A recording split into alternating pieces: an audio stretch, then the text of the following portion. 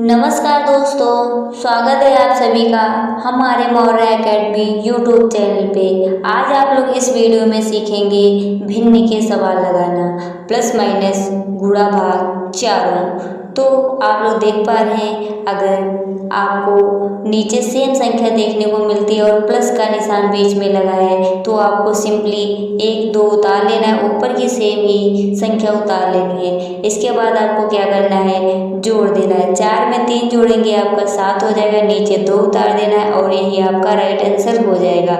ये माइनस का सवाल है, नीचे इसमें सेम संख्या नहीं है, इसलिए आपको क्या करना है, तिरछी गुणा करनी है और नीचे नीचे भी आपको गुणा करनी है।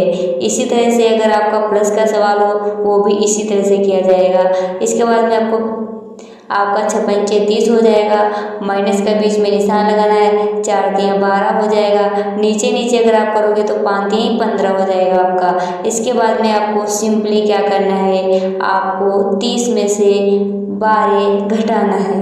जब 30 में से 12 घटाओगे आप तो आपको यहाँ पे बचेगा 18 और नीचे आपका बचेगा 15। यही आपका राइट आंसर हो जाएगा। इसके बाद में बचता है गुणा वाला सवाल, तो इसमें सीधी सीधी गुणा की जाती है।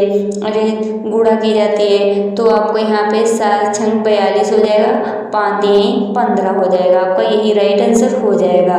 नेक्स्ट है आपका भाग का, तो इसमें सिर्फ तिरछी गुणा की जाती है। तो 8 के 8 8 2 8 3 24 हो जाएगा, 5 चौको 32 हो जाएगा, आपका यही राइट आंसर हो जाएगा।